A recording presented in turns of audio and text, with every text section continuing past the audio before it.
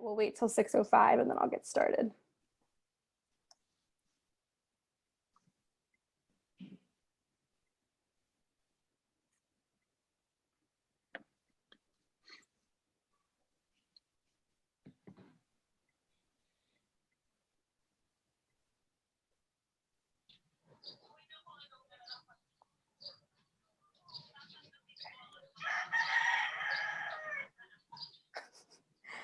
Okay, and if you have any questions throughout the duration of this workshop, please drop them in the chat box. I will be answering at the very end.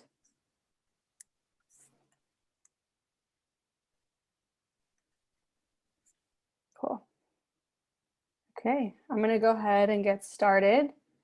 So welcome everybody. Thank you so much for joining me here today, and thank you to Bright Star Credit Union for sponsoring this and inviting me on here.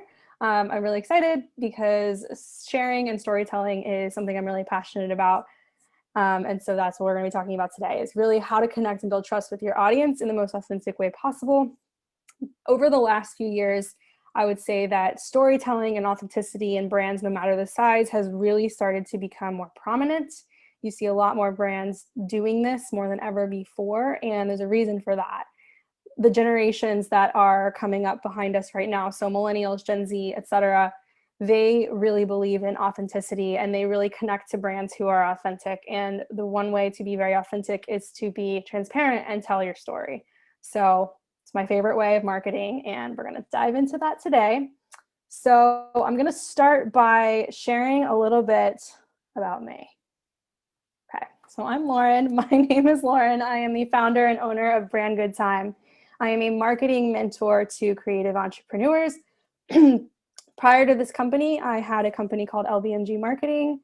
That company I owned for about 5 years, and it was a boutique, pretty much full service digital marketing firm. And I had the opportunity to scale and sell this business last summer and start the business of my dreams, which is the one you see now, Brand Good Time.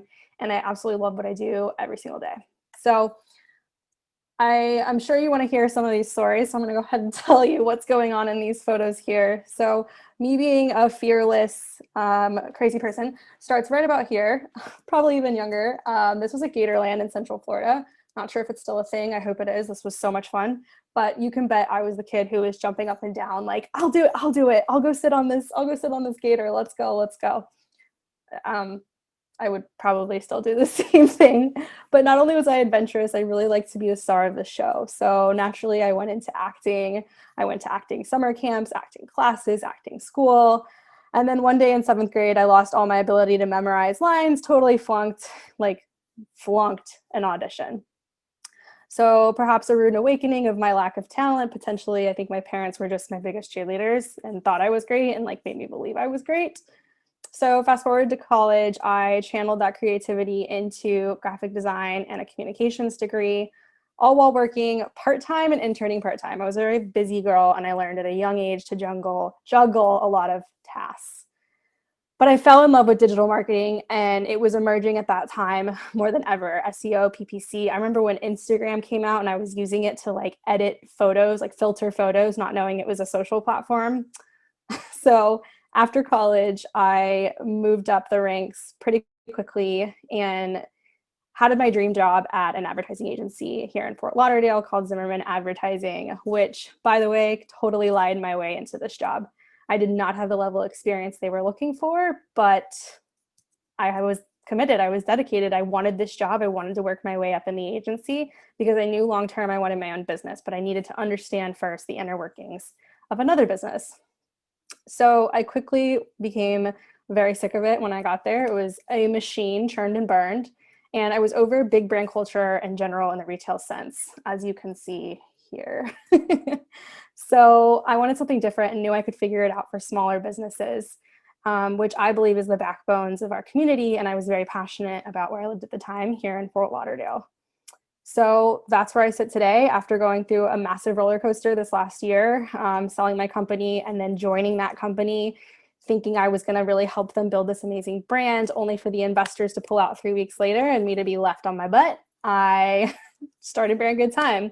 So, like I said, I get to work with entrepreneurs and small businesses who are really fueled by their mission and purpose and not only want to make an impact, but grow their brands. It's really awesome. I get to be their hype woman in every sense of the word, and I sleep really well at night. So, raise your hand. And I think there's even a raise your hand button on here. So, I want to see you all raise your hand if you feel like you know me a little bit better than you did a couple minutes ago. Okay. Cool. Thanks, Spencer. All right. Now, I want you to raise your hand if you feel like any part of what I just talked about, you may want to know a little bit more of, or you have questions. Cool. And then if anything resonated with you in any way at all, whether that's my personality, a story I shared, raise your hand.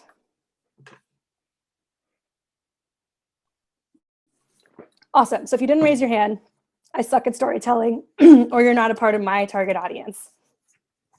If you did raise your hand, you love the stories I tell, or I did my job, and you, in one way or another, are a part of my ideal audience. So, a little secret, you don't have to be a whiz at telling stories. You just need to be passionate and confident about who you are and what you do. So, it's a little nugget of information there. Cool. So, why do I love stories? Stories help you stand out, they're shareable, and they establish a connection. Think about your Instagram feed or on Facebook when you see someone's latest update and you're like, oh my gosh, that's so interesting. And whether you comment that you want to know more or you don't comment that you want to know more, you're intrigued in some way, shape, or form. It's similar in marketing. So, what I like to say and what I tell all my clients is brand storytelling is no longer a nice to have. It's a need to have, and it's ultimately going to maximize your business's visibility, profitability, and impact. And you need to treat it as a compass for your marketing strategy because this will result in a brand that is as profitable as it is captivating.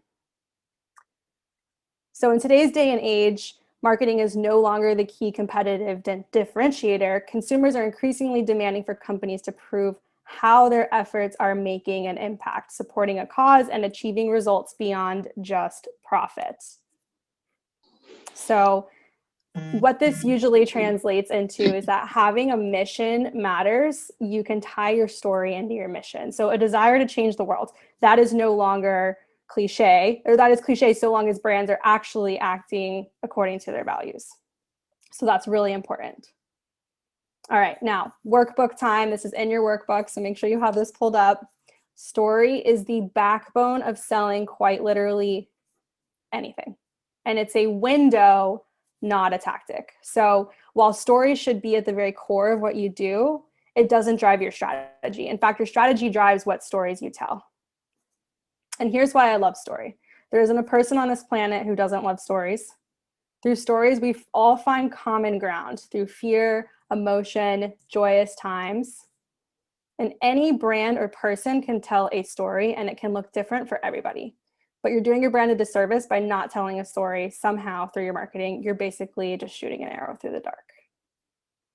At the end of the day, story is effective because it's not about increased sales or business strategy. It's about people. And the purpose is to create understanding and relate to your audience. That is the purpose of story. And it's literally at the core, a window into the inner workings of what drives your business. Think behind the scenes. Okay, so what happens when customers connect? I don't know if you're like me, I have to have visuals to understand anything. So when a connection is made, something super magical happens. You evoke emotion. I mentioned this earlier, super important.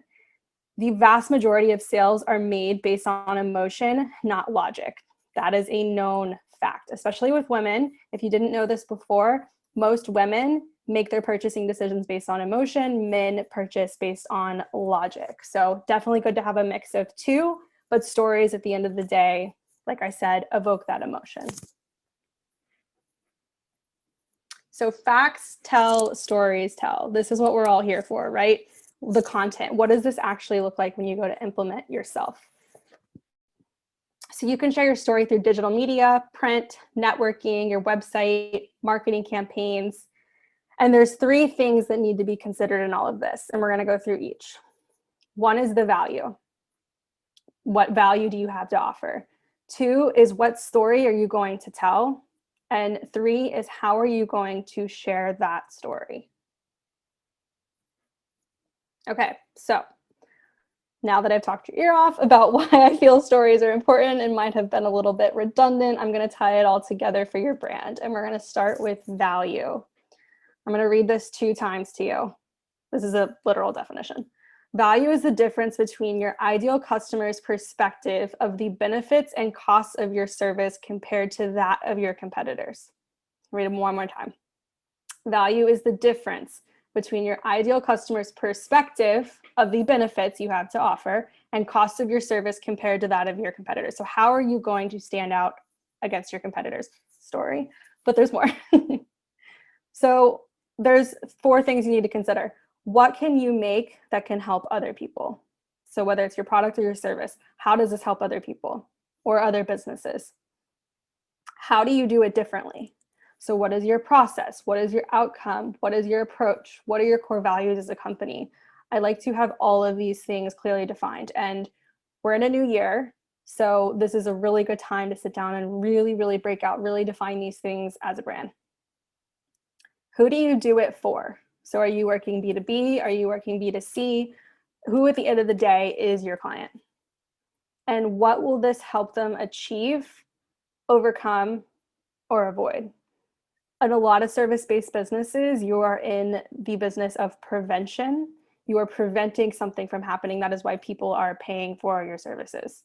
If you are a realtor, you are preventing bad things happening in the contract process. You're preventing someone from overspending. You're preventing someone from selling their home for less than what it's worth. So what are these values to you? Make sure you really define them.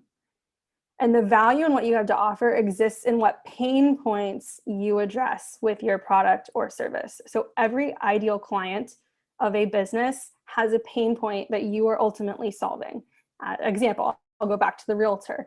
The pain point you are solving is that they are not professionals when it comes to selling. Someone is not a professional when it comes to selling their own home unless they are a realtor. So you are solving the pain point of taking paperwork off their plate, of taking the marketing off their plate. Your job is to get their home name out there and ultimately sell their home. And then you can do this later in your workbook, but a crucial next step is to define who your brand is and what you really stand for. This is like your values, your mission. Example, some of my core values are always having fun, integrity, communication, education. So what is important to you in your brand? Okay. Next, we have what story are you going to tell? So instead of throwing facts, statistics, and testimonials at your audience, which we're all guilty of doing, we see everybody else doing it. It's social proof. It's showing exactly what you've done and what you've achieved. Instead of doing that, focus on making your brand thoughtful, memorable, and real. So you want to wrap your message into a story that takes people from point A to point B. It simplifies information and it provokes an emotional response. And we're going to look at some examples at the end, so don't worry. But you want to use narrative. You want to share your brand's history, challenges, successes, and value propositions, because no other brand can copy your story. So if you lived in your car for 3 years and decided one day to go out and make a difference and go back to pull out student loans, go back to school, and you are now a multi-millionaire. Okay, well, you started from somewhere and that story is important. So that's an extreme example, but really think back to your story. And I've worked with some clients who say like, well, my story is like not that different, but there are pivotal moments into what make you who and where you are today that you may not feel are important or crazy or different, but they are. So it's really important to sit down and define what makes you as a brand, as a person, what makes you valuable, what makes you different, what got you to where you are today. That's your brand story. Right. And the need and desire to share our experience and stories with others is what fuels creativity. So let that experience, let those stories really guide what you tell. Okay. So we have our value defined. Now you need to figure out what story you're going to tell. And you can look at this a few different ways. So an example of this, now we're going to put it into an example format. So the what is a taco shop consulting business. The how is perfecting the cheese ratio and other small details for the perfect taco bite. Who are we going after? Women-owned taco shops. So what? So they can have a line out the door daily and cultivate foodie fans who turn into brand ambassadors. So that is a very exaggerated example. I now want to go start a taco consulting business. So catch me on that. But there's an importance here with transparency. So I talked about, these are very like, this was a very, I think, blanket example. But part of my story is that I lied my way into my job. Like, that's not cute. That's probably not something I should brag about. But it really goes back to the core of my ambition and what I knew was possible for myself. I lied my way into that job. And pretty much to this day, my bosses had no idea that I did not know what I was talking about. I took home a Google paid search ad book and read it cover to cover in 3 days and would sit over my boss's shoulder and be like, yeah, I missed that. Can you show me that again? And he had no idea that I actually had no idea what he was doing. This was the first time I was ever seeing anything like this. But I was able to climb the ranks in my job within a couple months and end up leading a team because of this. So for me, a pivotal part of my story is the ambition and drive I have to really go to the next level and make the most of what I have and be successful. Cool. All right, so we're going to move on to our last one, which is, how are you going to share your story? So this is the juicy stuff. You've got your story. How are we going to pull it out into the world? So my first suggestion is to look at your main facets of marketing and what's working for you. So let's just say you're using Instagram and email marketing. You are going to ask yourself a couple things. Is it clear to my customer or consumer what our value is? If it's clear, is it also shown in my major areas of marketing? So let's say that you're looking at the footer in your email marketing newsletter. Does it have information about you? Does it have a place for them to go learn more? Let's look at your Instagram bio on Instagram. Does it say who you are and why you're different and have information on how to learn more? So these are, you can think of these in a few other ways: social media, bios, website header, calls to action, and even business cards. There's so many ways you can make your business card stand out from everybody else just with a couple simple words. So I think on mine, my company name says Brand Good Time, and on my card it says for a good time call, and then you flip it over and it's my contact information. So how can you make yourself different? How can you make yourself stand out? How can you make someone say like, wow, that's cool, I need to know more? And then once you determine this, you can slip into additional content. So some tips I have for that are to create a content calendar where you can really plan these things out, or have a Google document or collaborative document where you can brain dump stories and ideas that you have and stories that you can tell. Because one of my favorite ways to do this is every single day I'm encountering situations, right? Like I spilled my green smoothie all over my dresser yesterday. I don't even want to get into how that happened, but spilled it all over my dresser. What could I learn from this? Okay, I learned from that I need to take a step back and I need to slow down. And I can draw from many other areas of my life where there were situations, even with clients, where I needed to slow down. And I tell the story as a marketing mentor that I took that as a sign that I needed to step back because I was rushing, trying to get to the next meeting. That to me tells me my productivity was down, my time management was terrible. That's the story I tell. All right, so now we're going to move into my favorite part, which are some examples of bigger brands. You might have seen some of these before, who tell stories very well. So Airbnb, one of my favorites before their PR crisis this last year with not refunding people their money because of COVID. But what they do really well is they have a community section on their website where they're telling the stories of the experience creators and the Airbnb hosts. And it really just gives you an inside look into these are real people, and it reminds you that you're staying in real people's homes. They also have a magazine that they release, I believe it is monthly or quarterly, with the same thing. So they're able to spread their word off their platform, off of social media, really through telling stories. Warby Parker is another example. Another way that people typically think to tell stories as a brand when they don't really have a good place to start is by looking at behind the scenes. Warby Parker does a really good job of this on their website. They break down everything from beginning to end, and they have video content, which all ties together in a story. And they even have a charitable aspect, if you don't know already about them, which is a huge part of humanizing their own brand, is that every pair that you purchase, another pair goes to a person in need. And now we're going to watch a video, but this is Dove, and I'm sure everyone's seen these commercials, but their CEO who was appointed is a female, and she really came in and wanted to make waves and change the way that they were advertising and the way that they were telling stories. Everyone knows Dove. Dove is a household name, but no one really paid attention to their marketing efforts because it's Dove. It's a soap brand. What more do I need to know? What I love about them is they, like I said here, tap into beauty standards and how women perceive themselves, but they step away from the soap aspects and they're focusing more on beauty and women who are their target market in advertising. So we're going to watch a few seconds of this clip just so you can see how this all strings together.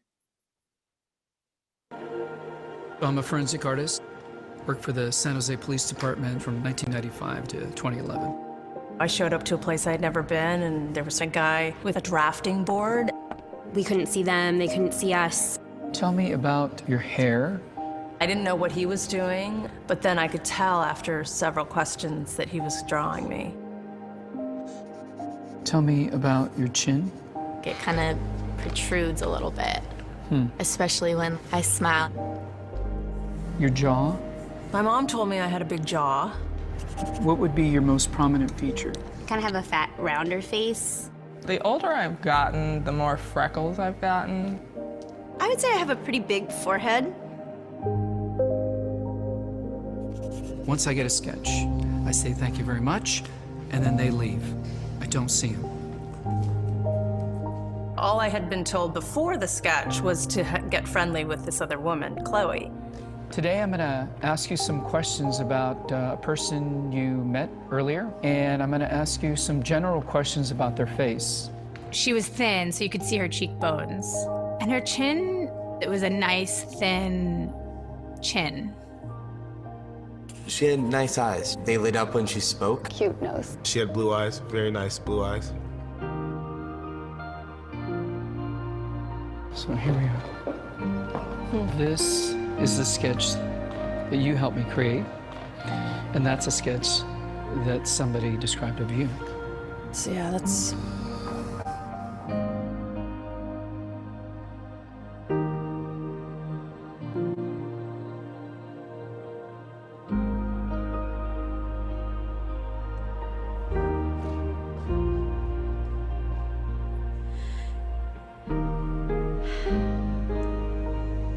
She looks closed off and fatter, sadder too.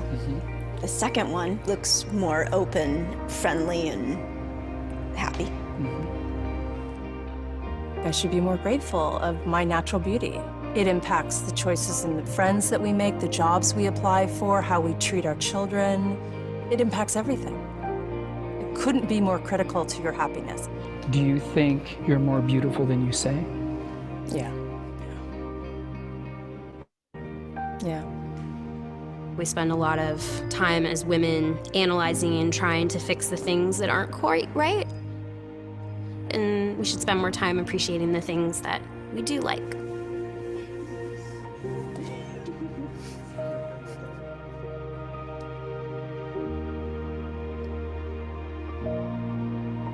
Oh, that one always gets me. I watched it like the other day again and I was like, why am I bawling now? It's absolutely amazing. This actually came out in 2013. I still remember it to this day. I want to break this down a little bit further here because I understand our audience may not be a big brand or it may just be, more on my level, like you're a personal brand and you're an entrepreneur. Another way to do this is, video content, to be completely clear. We're in the days of TikToks and Reels and Instagram, and showing your face on social media, showing your face through your marketing, and maybe you're not telling this type of story, but you are telling a story in some way. So I'm going to go back to, let's just say, real estate. Maybe it's not video, but maybe you just sold a home and you're posting a picture with the buyer, and the buyer gives you permission to tap into the story that there was some trials and tribulations and there was something impactful about that story.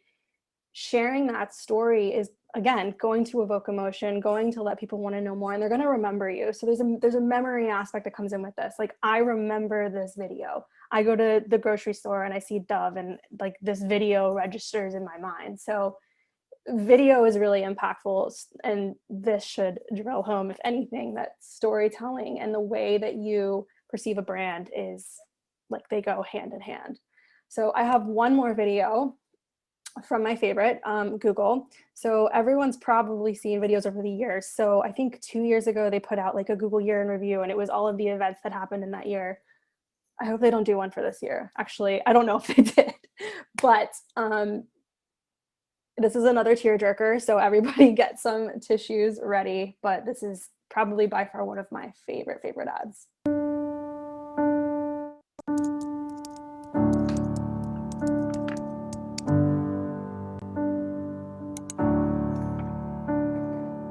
Hey Google, show me photos of me and Loretta.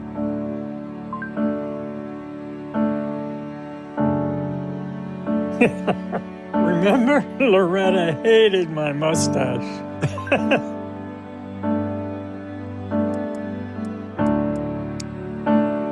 Remember, Loretta loved going to Alaska and scallops.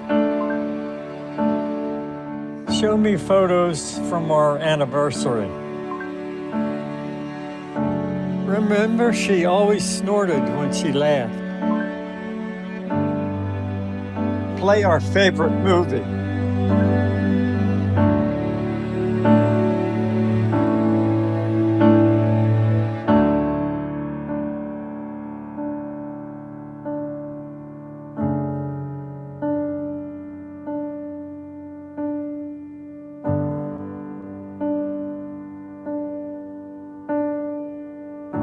Remember, I'm the luckiest man in the world. Come on, boy.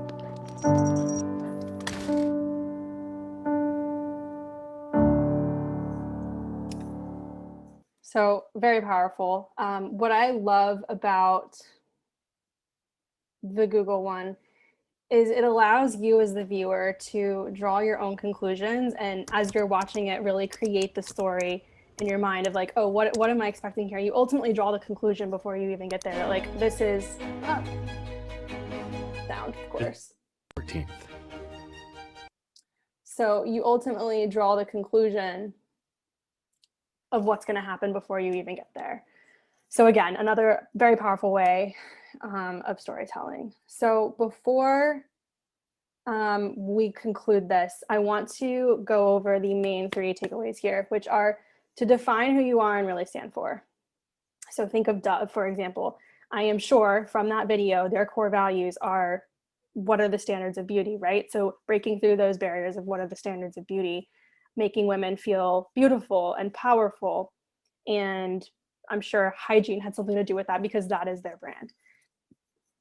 And then constantly reinforce your value and strength in your storytelling. So they took those core values and they turned that into this amazing ad campaign. Lastly, be the brand who dares to be human and different. For example, if you have a no bullshit way of doing something, okay, and that's something that you say, right? Why not let that bleed through your marketing or bleed through the things that you say? Another example, I'm passionate about Taylor Swift and tequila. Everyone who knows me knows that about me, and I let that bleed through my brand. I don't hide that. That's something I'm passionate about, and I incorporate it. I have Tequila Fridays. I'm always listening to Taylor Swift. I go in my car, Taylor Swift or a podcast. People know that about me, and that's part of my story. That's part of what makes me human and different, even though it doesn't directly relate to what I have to offer, which is marketing mentorship for entrepreneurs. All right, so before we conclude this, I want to enter a Q&A. But before we get there, I do want to announce that I have a challenge coming up for any entrepreneur. This is definitely for the service-based entrepreneur. It's 3 days to client converting content. So I've just taught you everything about storytelling. Now I'm going to teach you how to create content in a very strategic way and really how to put this all together and make your services wildly in demand. So here's the link for it right here. I will also paste it in the chat. It's a completely free challenge. It's 3 days. It starts on January 25th. All you need is a Facebook account, whether it's on your computer or your phone. But with that being said, I would love to welcome any questions you may have on storytelling, on content creation. The chat box is open. And I definitely want to thank, again, Mike and Spencer from Bright Star Credit Union for having me here to talk with you today.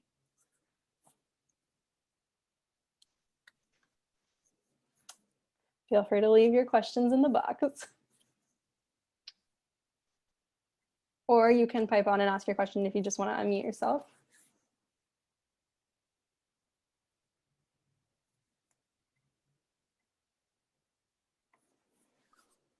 If we don't have any questions, I'll send a follow-up email to everyone, and you can just respond to that. And I'll give you Lauren's contact information in the email and kind of a quick recap of what we talked about today. Thank you, Lauren, for all the information. And yes, thank you for having me. Yeah. All right. Thank you, everyone. Have a good one. Thanks. And yeah, you all will receive a copy of the recording. Yes. Cool. Perfect. All right. Thank you. All right. Bye, guys. Bye.